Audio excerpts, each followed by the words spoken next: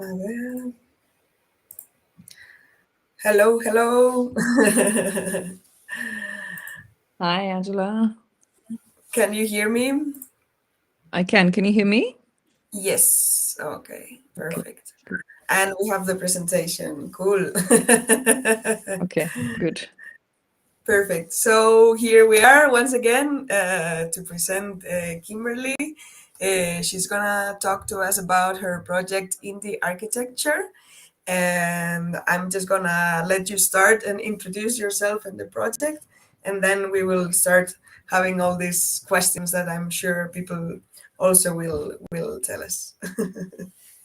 Absolutely. Okay.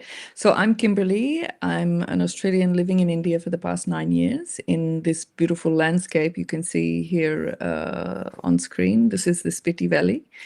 And so I am a social entrepreneur and the founder of Indie Architecture.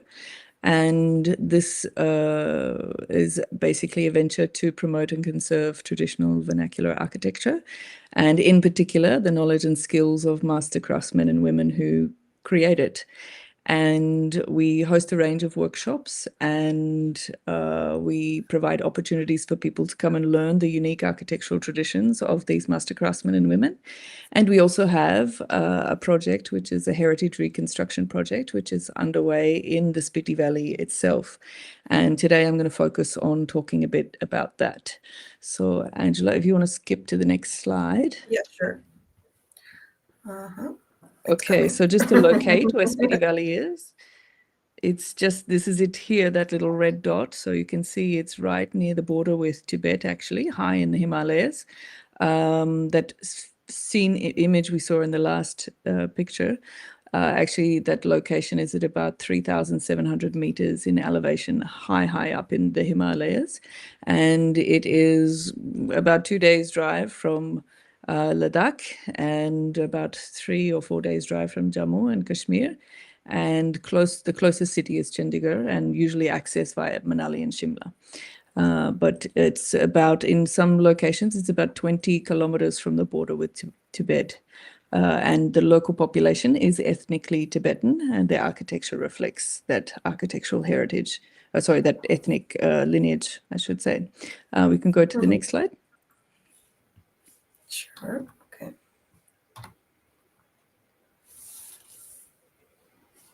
Okay, and this is what a typical village in Spiti Valley looks like. This is Lalung village, one of my favorite villages. And you can see that the homes are quite large. They have flat mud roofs, and which is actually a very intelligent and strategic use of very frugal timber resources. And also made possible by the fact that the Spiti Valley is a high altitude, cold desert. So precipitation generally falls as snow in winter, and rains were previously very scarce, but are becoming more common. So these flat mud roofs may cause a problem in the future, but for now, they're the norm. And this village, Lalung, is particularly traditional.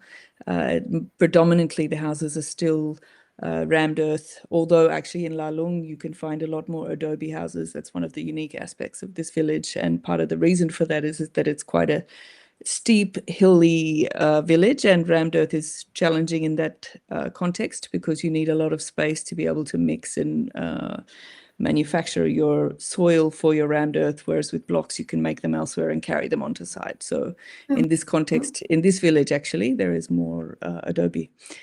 We can go on to the next slide. Yeah. I also told you about it yesterday. Now that every time I see this picture, I think about all the villages in the Atlas Mountains because they are kind of the same environment. And at the end, we Mm-hmm. see on the world how the strategies of traditional architecture are repeated with the singularities of the local place. Yeah, it's amazing to see how people have arrived to very similar solutions.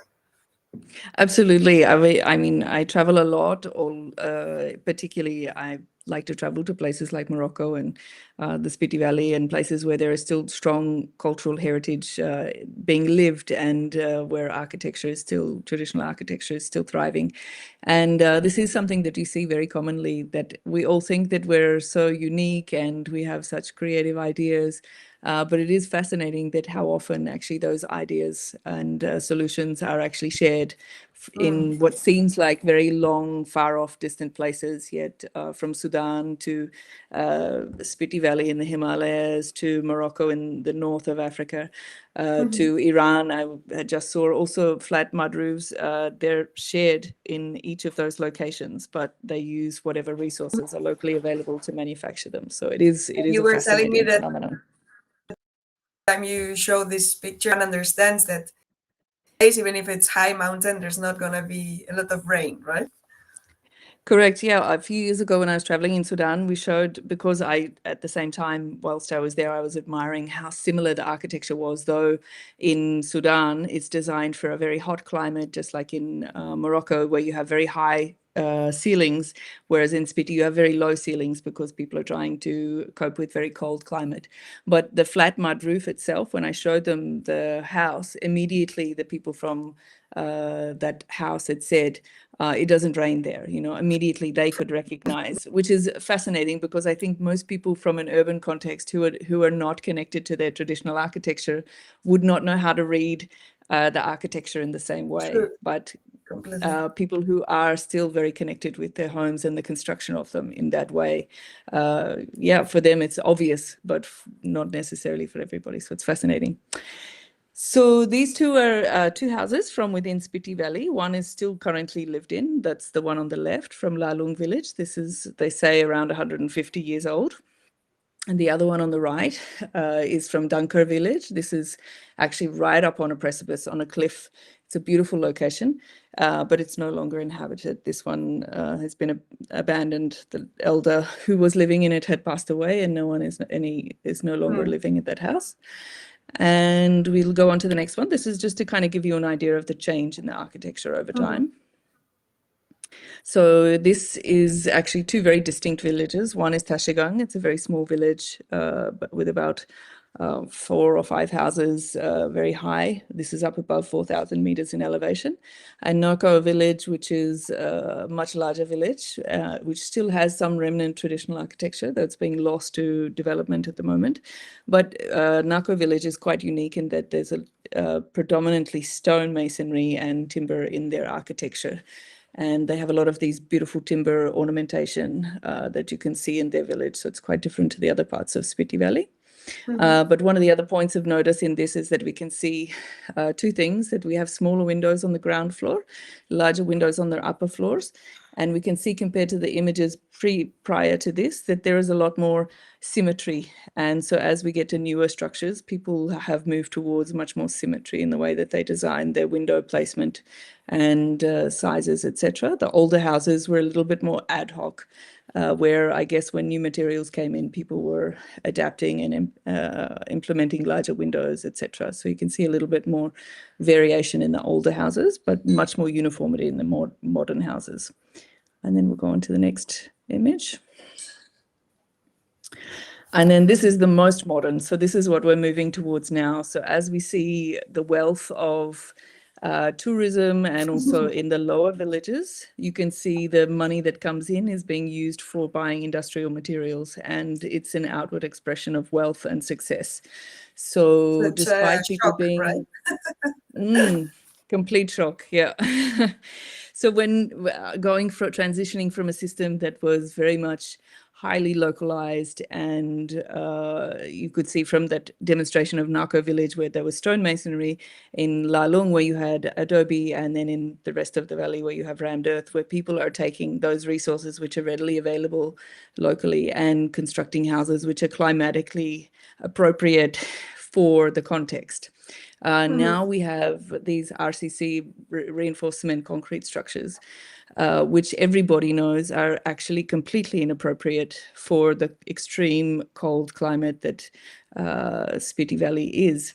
And people would never expect to be able to live inside one of these RCC structures. The one on the right, you How can do see, is they? quite typical. Sorry. do they have the opportunity to insulate this kind of constructions or not? Because normally, what I've been seeing in places where traditional architecture is still used is that sometimes it has been continued because of lack of so you have that's a positive way, point, and also the negative connotation that it's attached to it. It's because only poor people continue to use these traditional constructions, but at the same time, when they change into the new constructions, they still don't have the money to properly insulate them or properly use all the materials that need to be attached to these new constructions. Yeah, that's the paradox of it. That I mean, over a very long period, they had learned to adapt their construction techniques, and I'll go into that a little bit when I talk Okay. further about our project. But here in this example, you can see on the image on the right-hand side that they have built with RCC in terms of columns and beams, and then they've infilled it with rammed earth or Mm-hmm. adobe block. So this is an attempt to, despite the RCC being inappropriate thermally, to still combine the two materials to kind of get what people see the best of both. They get the Mm-hmm. prestige of having an RCC structure and perhaps other benefits as well. You can see the pitched roof, so removing that fear over excessive rains, etc. So that gives some comfort in that sense, but at the same time trying to get the best out of the thermal capacity of earthen materials. In terms of RCC structures, yes, people do try to insulate them, although people are not entirely familiar with concepts of insulation really to understand in that way, because these are very new materials. Whilst they Yeah, understand sure. from the traditional materials that walls were thicker and windows are smaller, doors are smaller, all of those things were kind of handed down to them as the ways to combat cold. Now Mhm. they're like very dramatically shifting into new materials and having to learn those things again. So people are doing things like timber lining, uh, timber paneling inside RCC structures, which helps a lot to insulate the buildings, but is obviously very expensive. So And you as you spend a said, lot of timber money was on, very scarce, right, in that area. yeah, yeah, So absolutely. So at the you, end, it also talks about money and social position, and yeah. yeah. And again, such a shift away from, using locally available resources. All of this has to come from elsewhere in order to be made in Spiti. The RCC, all the cement, the steel, all the timber for the lining, everything is coming from very far away. So it's a dramatic shift in their architectural systems. And not to mention the knowledge. So traditionally it was local craftsmen who were doing all of the construction, and now these RCC structures, they're not constructed by local people. This is the knowledge and skills of people who've come from outside and who are working in construction. So it's a massive shift. Okay, we can go to the next slide. We tell everyone now that we can talk for hours. Yeah, absolutely. There is We too already much to proved share. it yesterday. Yeah, absolutely. Preparing. So this here So. is quite again a shift back to a very different style of architecture. So this is back to a very humble house that this is our project, and this is what we started out with. So when we first found this house, the owner was already ripping off the roof. You can see it doesn't even have a roof in this image. This is how it was when we first found it. And this house Mhm. was about 150 years old, so old that it was pre-glass in Spiti. So we had only timber shutters on the windows and very few windows and very Mhm. tiny openings, because at that point in time, the main emphasis of the construction was to retain as much heat inside the building as possible. So this was a very humble house, yet it demonstrates very intelligent bioclimatic design. So we can see here in this plan that there's a central room, and on all four sides there are other rooms which are there to basically insulate that central room. So the yokang is the winter room. This is where the entire family would move into this central room and live together, cook together, sleep together, and heat only one space inside the house. Uh, on alongside that, they were cohabited with their animals. So on the west side, they would keep their livestock, their cows and yaks and sheep, whatever other animals they had. On the north side, which is considered the coldest and where the cold northerly winds come from, that's where they kept all of their fodder for their animals, so they could access it from inside. But it also was 2-meter wide insulating wall between them and the cold winds. And then on the east side, they had a store for their grains. They also had a place where they would prepare their alcohol, local arak, which is made from barley grains. Another thing used to keep them warm during the winter. And then they had their store for baby animals. And then they also had, even back at this time, they had a compost toilet, a dry compost Wow. toilet, which was inside the house. So the catchment was on the ground floor, and then there were stone staircase heading up to the first floor. Yeah, because And what's going interesting, outside with that extremely cold weather, it has to be quite painful. So I guess it was exactly. a solution that they needed to find for that situation, right? Because in Morocco, what we find also in a completely different context, and but they also have this main central space that they use for different purposes. The whole family changes from room to room, kind of like this. If we just conceptualize the floor plan, but of course the bathroom, the toilets are outside because it's not a problem to walk Hmm. in that weather. So at the end we see again the similarities, but how local conditions change completely the results, no? Yeah, it's fascinating. I definitely appreciated many of the adaptations that I saw related to the very specific context of Morocco while I was there. There are incredible adaptations for, combating the extreme heat. Here, extreme cold, and they have the extreme. So here, Mhm. it's the extreme cold, -30. Definitely you out to be able to go to the bathroom without having to go outside every time. So yeah, and now this is the ground floor. So then this is the first floor. So what's fascinating about Spiti Valley is that people are actually migratory within their own homes. So in the winter, they live downstairs in that winter room, and in the summer, they move upstairs and they take advantage of more open space. So this central area upstairs is an open courtyard, specifically used for enjoying the sun. This particular village, and many villages, it's also very similar. Those northerly winds come after lunch every single day, and they're very strong. And no matter what time of year it is, when the wind picks up, it's very cold. So this the central courtyard, which is inside, it's like a walled courtyard on the first floor, offers you the space to be able to enjoy the sunshine without the cold winds. So great for humans, but also for drying grains and other things like that as well. So yeah, this is the first floor, and then we'll move on to so basically you have a couple of storage rooms and summer living spaces upstairs. And now this is the transformation. This is how we Yeah, keep I'm sure architectural. everyone who sees this will be surprised. Yeah, it's quite a transformation. So the purpose of this project was not to conserve this original building as a museum, as is often the case for architecture. The structure itself is seen as the artifact that needs to be conserved. For us, the artifact that needs to be conserved is the knowledge on how to create this local architecture in the Spiti Valley, the intelligent design, the understanding of the materials, how to use them. And so this is what we have here. This is our project. So it's the same house, but just reimagined. It's the same floor plan, but rebuilt from the ground up, and a different designation to the use of spaces.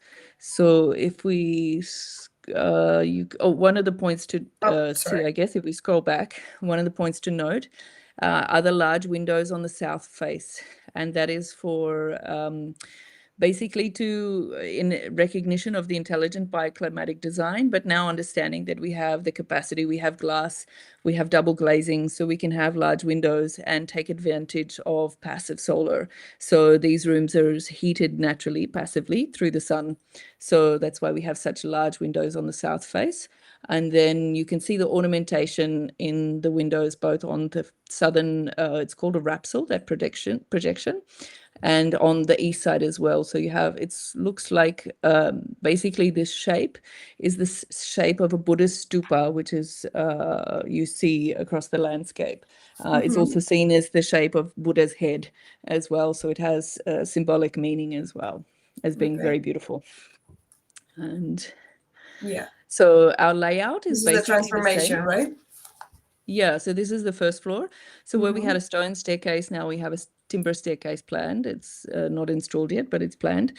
We also have where the animals used to be kept. It's now like a suite. So we have a double bedroom. We have a meditation space, a small space for bunks for smaller children, and then we have an attached bathroom. And then towards the back, we have moved our compost toilet to the north side because we wanted the south side as living spaces. And we have now a store on the north side as well. And then we have the central living space is still there, but we've also added an extra wet bathroom on the east side. And on the southeast side, we have a library reading room there. And in the back on the north side, we've added another bathroom upstairs. So this is most likely going to be a sauna on the ground floor. Hmm. Yes. To Luxury help with those minus 30 within degrees traditional that we. architecture, Yeah. which is something that This is, many people don't talk about. So it's cool also. yeah, yeah.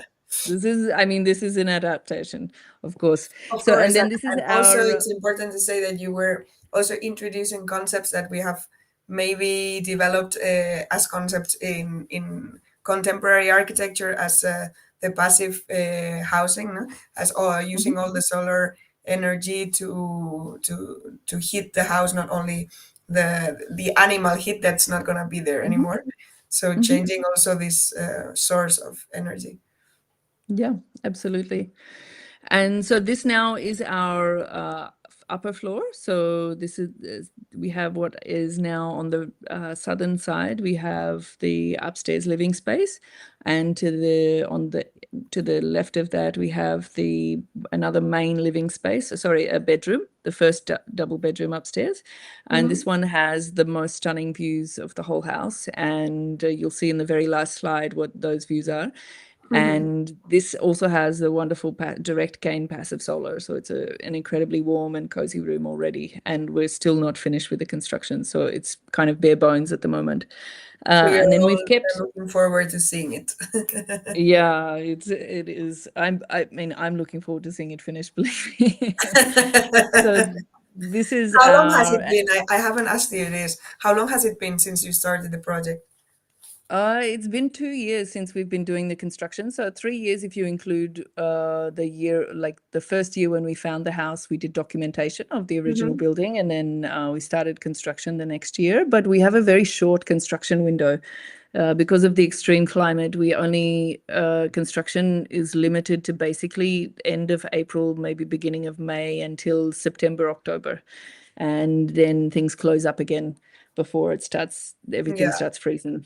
So it's a very short construction period and it's very intense. I mean, the techniques are actually very fast, but because we are specific, our project is not just about constructing, it's about documenting and preserving the knowledge of the traditional craftsmen. We actually have had a lot of trouble getting the craftsmen because there are so few Mm. of them left. So, and mostly people now are using craftspeople, master craftsmen from other parts of the country or even from Nepal. So actually, we've struggled a lot just to get our team. So we've lost some time in some places, and also working with elders. We've had usually people book their construction team a year in advance, and we booked ours a year in advance. But then, because of the age of our master craftsmen, we had ran into problems when they were not well and they couldn't take on the work. So, as it is, our master craftsmen, I'll share some images and some information about them Yeah. shortly. You will They're in present their them, mid right? 70s. Yeah. Yeah. I don't know if it's just. So, yeah, here you can see this is the interior, some of the interior spaces. The Hmm. things to point out and note is that you can see above the arch or above the doorway, there is this beautiful natural timber. This is shukpa, this is juniper, and this is from the original house and has been reinstalled in the new construction. And in fact, most of the materials are actually, most of the materials from the original house are reformed into the new house. So timber has been reused. All of the soil from the original rammed earth has been reused. There is also some new material, but anywhere where it's possible, we've reused everything that came from the original house. Mhm. And again, more images of the interiors. This is still unfinished. We Changing. do have the roof on now, thankfully. Before winter, we got the roof on, but this was before.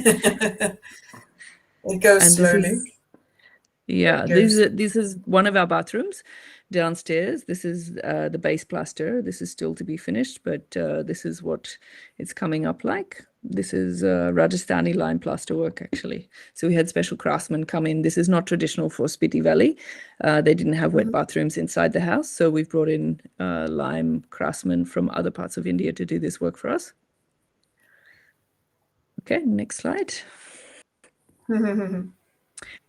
And this is With another yeah. adaptation. So this is passive solar. So we could see the large windows on the main front of the house before. This is still under, the plastering is ongoing in this image on the left-hand side, but this is a trome wall. So we have the large glass panel, and then we have this brick wall behind, which is compressed, stabilized earth blocks for high thermal mass. And then it has double glazing on the front, and this will passively heat that room behind it. And you can see the picture on the right-hand side is the internal view of that. And so this basically during the day, the air heats up between the wall and the glass and circulates up through those vents in the top and enters into the room. Cold air comes through the bottom and it creates a draft on its own and is passively circulating that air. During the day, the brick wall will heat up, and at night, as the heat moves through the wall slowly, it will start to radiate at the end of the day. When the sun, after the sun disappears, the wall radiates heat into the room. So 24 hours it receives heat, even when there's no sun.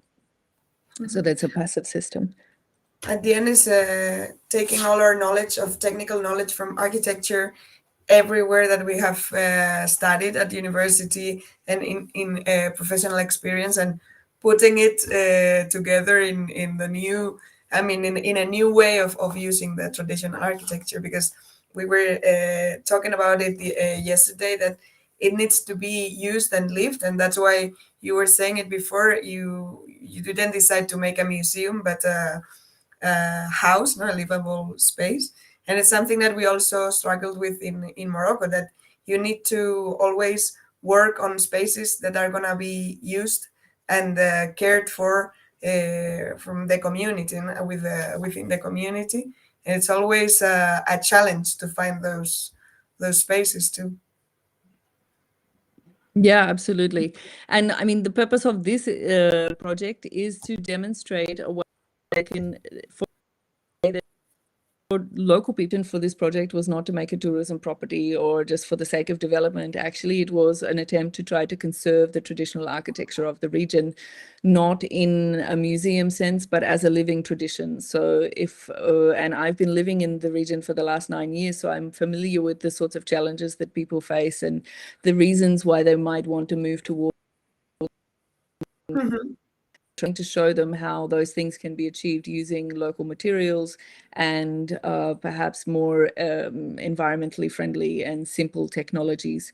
So yeah, this system actually is an active solar system. So what we can see here is this is actually the image on the left is the winter room. This is the room who would inhabit on the ground floor in the winter. But because there's no direct sunlight, you can see we've installed a skylight in the image there. But otherwise, it's not enough sunlight to passively heat this room. So we went for an active solar system. So in this case, we have this massive panel which runs the entire northern length of our wall, of our roof. And this panel actually heats air. So we have air in this, it's like a box on it, and the air circulates and then is sucked down through that, where you can see the silver in the middle of those panels. That's a chimney running down, and the image on the bottom of the page there is also a bird's eye view of those chimneys running down. And those chimneys pump the air down into this floor, which is dug out to 3 feet and has 3 feet of large rocks. So that's basically like a huge battery. And so the hot air is pumped in between those rocks. The rocks absorb the heat, and then the air slowly cools down and then goes back up and exits through an opposite chimney on the other side. At the moment, this is the stage we got to this year. So we filled that pit, and on top of this, we'll make either an earthen floor or a lime floor. We haven't decided yet, but basically it will radiate heat into the room 24 hours a day, even That's though super. the sun will be there for maybe 8 hours a day. Mm-hmm. And this room, even when it's minus 30 degrees outside, should be around 12 to 14 degrees. And the Wow. only energy required is provided by that small solar panel, and is half a dozen or five computer fans. So very low energy, but very efficient system. Very Well, simple yeah. technology also. I guess that if we are our objective is to continue using this traditional architecture, we have to keep in mind also as a goal to keep as sustainable as possible and to be a kind of an example for other architects and technicians that want to or are struggling with using these techniques or using others, right? Because if not, I don't know. We cannot do as many projects, or I cannot do as many projects as I would like. So it's always good to set examples that can serve as inspiration, and this one sure is really interesting. So Yeah, this and is I think the thing, sorry. sorry, go on. No, that you were gonna show us the team, right? Yeah, so before I do, I just wanted to say one of the things is that actually the the architectural tradition of the region was so sustainable that actually when you start making any changes or adaptations, it's quite a humbling process actually. Uh-huh. It's you want to improve upon reached, not take them backwards or take them in a different Sure. path. So when their systems were already so sustainable, I think that carries with it a certain amount of responsibility if you want to come in and tell them that you can perhaps improve upon it or make some additional changes. Then there is I think a certain responsibility that kind of goes with it as well. For me personally anyway, maybe not everybody would feel that, but for me certainly. So these are our two superstar master craftsmen from our project. Lamatamo on the left is our rammed earth expert, and Lakpat Chering is our master carpenter. And so you can see their hands in the entire project and their level of skill, and they're both perfectionists, and they both have such in-depth knowledge after an entire lifetime of working in these materials and doing so with so much care and attention and genuine passion for what they do. Their knowledge is immense, and it's an absolute privilege to be able to work with them and see them in Mhm. action. Yeah. That's beautiful. Okay. On to the next. You can see some images of them at work in the next few slides. Okay, if it, no, I will Yeah. change So back to this Lamatamo, one. as I mentioned, is a perfectionist, and this is him checking out the formwork to make sure that it's absolutely perfectly straight before he starts. So he's famous in Spiti for his very precise rammed earth construction. So yeah, you can see here, this is him working with his son in the right-hand Mhm. image there. The formwork you can see is very simple and adapted from very limited timber resources. And yeah, it's a very low-tech form of rammed earth construction, which is And interesting because I at the think same one of time, the high tech. No, it's the continuous contrast that we're talking about. yeah, I mean, there's a Because lot of those knowledge that goes into finishing it. of the formwork are really surprising from at Yeah. least from what I've experienced in Spain, in Morocco, in other places in Europe. At the end, the traditional formworks are kind of not as precise, right?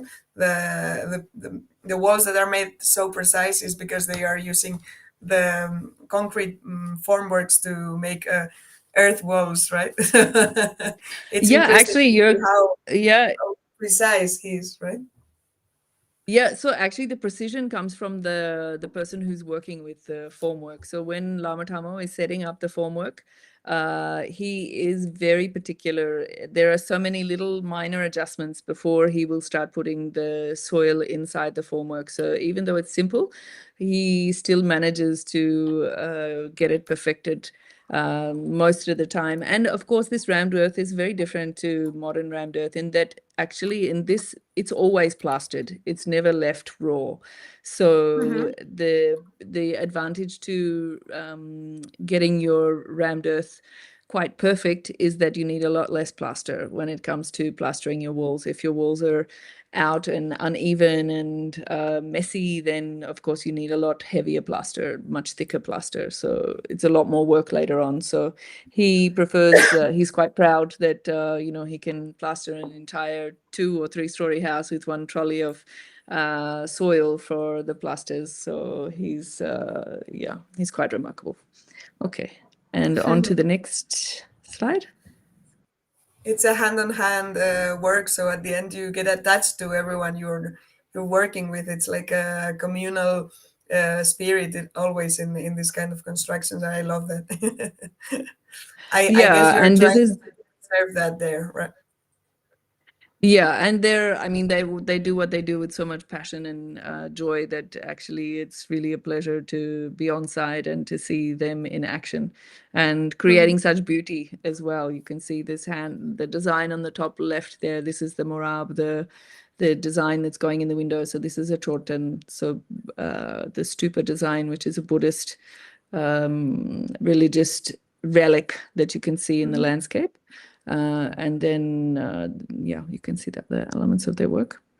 And Okay. these construction, these craftsmen, you said that it was a struggle to find them. Is it also to find younger craftsmen? Is it difficult to find them too? Are there any? This is the saddest part of this project, actually, that we've not been able to find young people who are able to come and learn from them.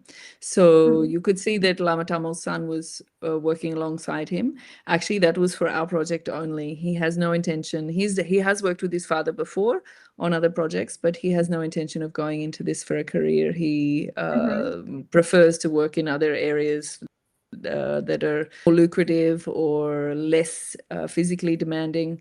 There are, unfortunately, in the Indian context, this kind of work is not seen as with the prestige that it should be and the respect and honor that they deserve for the high level knowledge and skills that they have. Sure. So people prefer that their children should become educated through formal education, through university, to go on to get government jobs or to become engineers or doctors. There is a very, Mhm. strong social hierarchy for these kind of roles, these kind of careers. So people are not looking for their children to go into these career paths. So Mhm. that's part of what we're doing. We're trying to give more respect to these craftsmen so that people will appreciate and value the knowledge and skills that they have, and then perhaps it will become a more desirable career in the future. Mhm.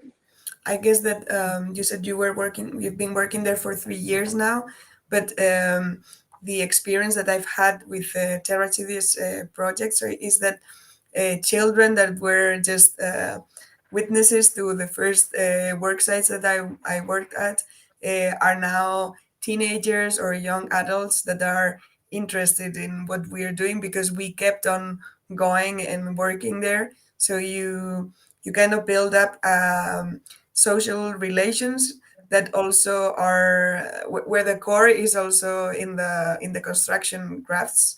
So they start to appreciate that, and some of them have even worked with us as apprentices.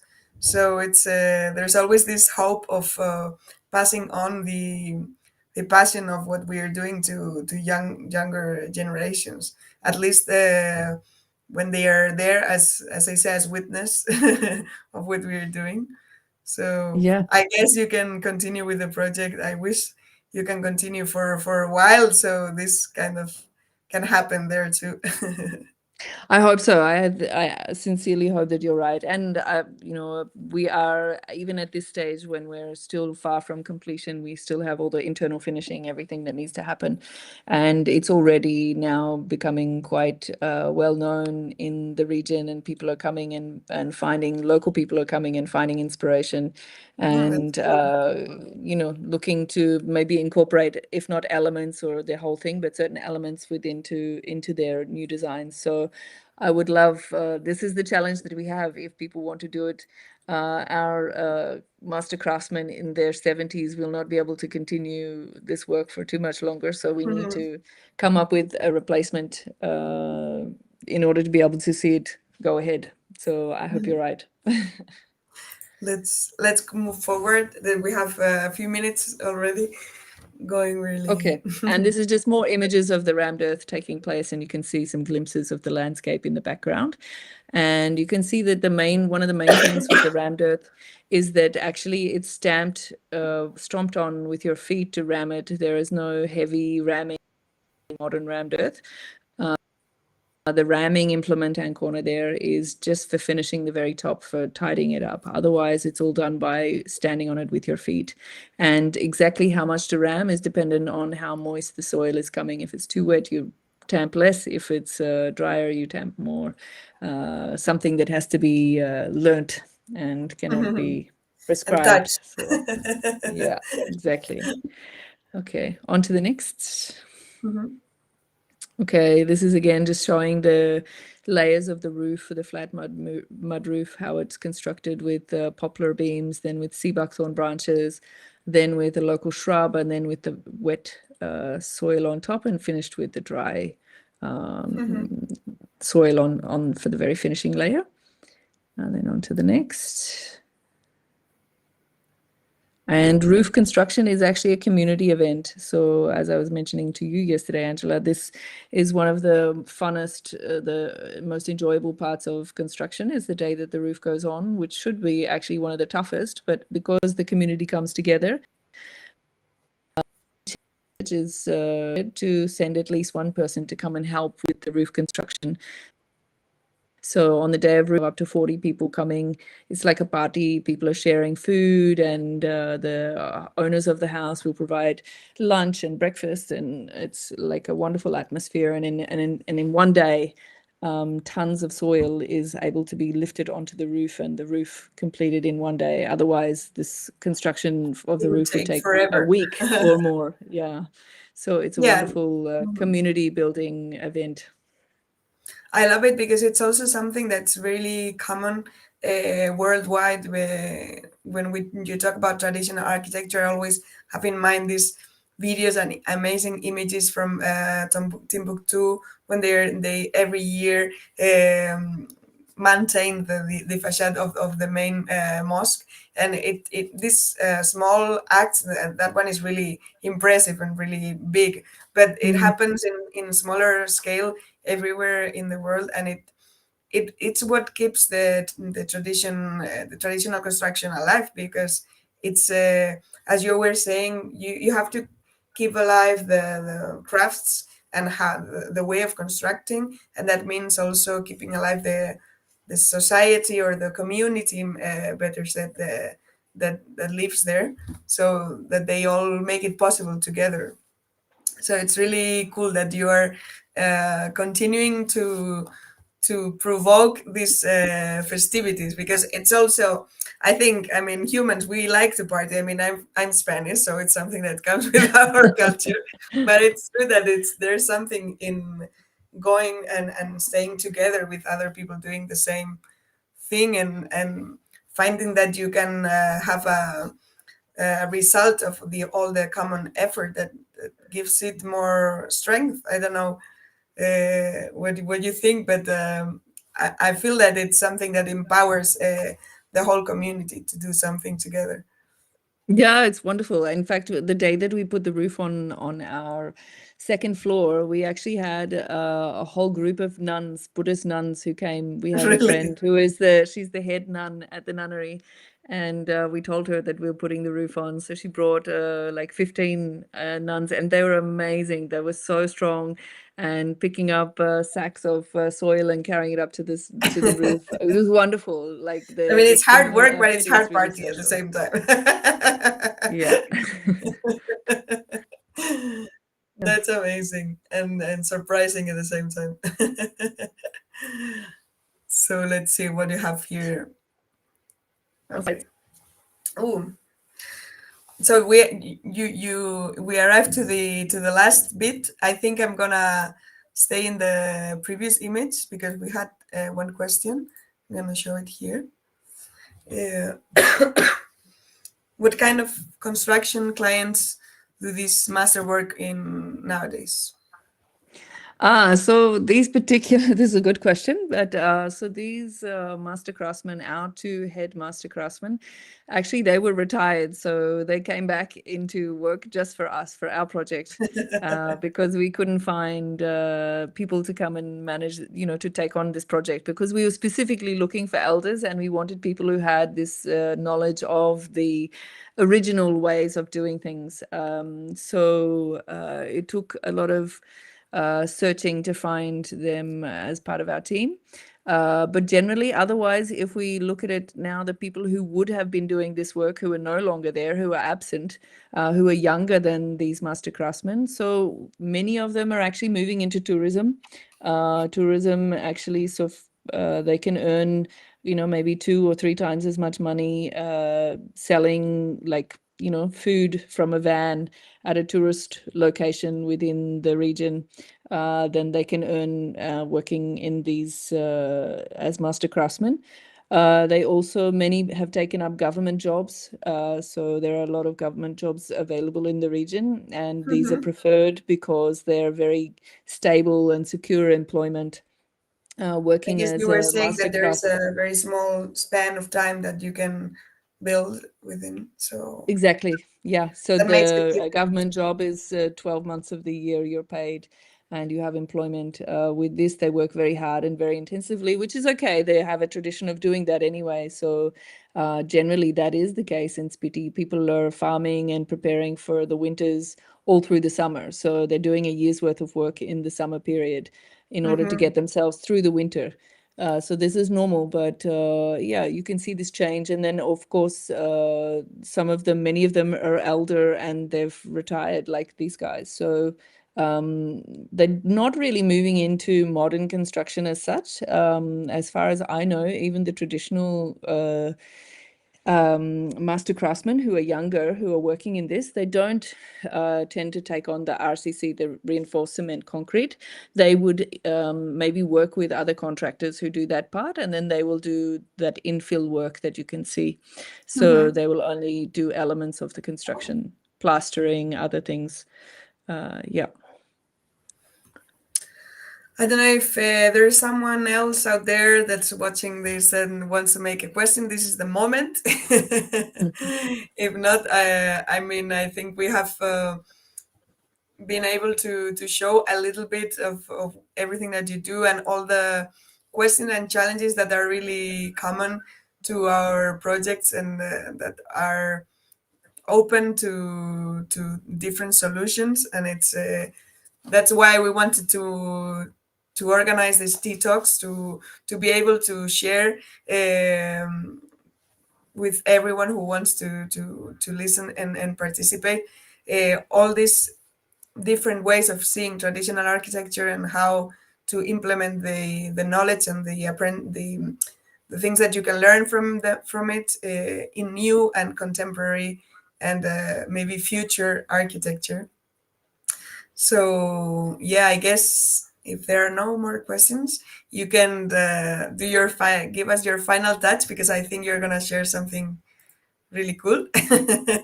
Yeah, thank you, Angela, and I appreciate this opportunity to share what we're doing in India. It was very inspiring for me when I came to Morocco and saw what's happening with your work there and with communities, and it's fabulous to see people working across the world towards the same aim to ensure that these beautiful architectural traditions Mhm. remain alive and part of living culture, not as museums where we just go and wonder at the beauty of things that once were and marvel at Sure. how they knew how to do these things, which we've lost that knowledge. I hope that we can keep that knowledge alive so that we don't have to wonder how it was once achieved.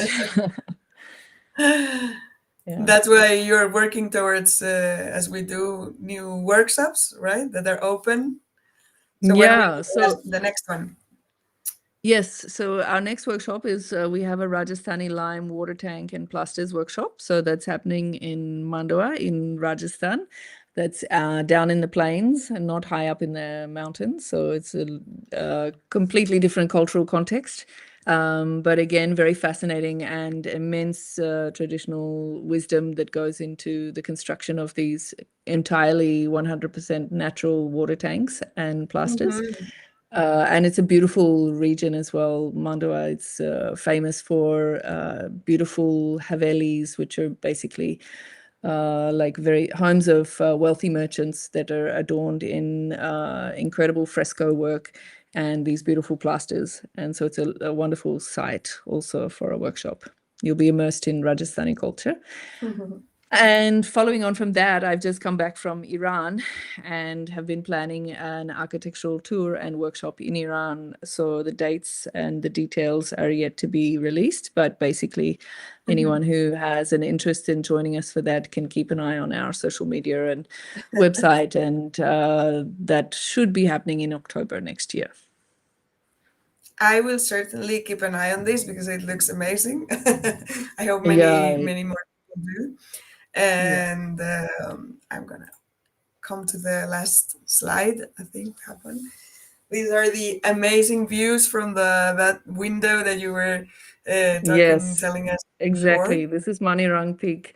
Absolutely stunning. So this is one of the secrets of this incredible property, is that these are the views that you have from the site. It's exceptional. So I if think you're that ever in something that India, do come and visit. that to learn from traditional architecture is that they always knew how to choose the place, right? That they always knew how to where to stand, where to sit, and probably I don't know, maybe it has something to do with how they use time. That Hmm. they had the time to maybe sit down there for a while and come back to that place many times before saying, okay, let's do this and gigantic effort of building a house here. Yeah, Now we are absolutely. so quickly in these decisions that it changes, and that this connection of architecture and landscape that can be seen in this picture, I think it's something to remain in our mind. Hmm. Definitely. So yeah, thank you so much for joining me and for sharing your experience. I hope everyone enjoyed it, and whoever wants can see this talk again on YouTube anytime. And it's also being broadcasted in our Instagram account. So just keep in touch for the next one, and see you soon.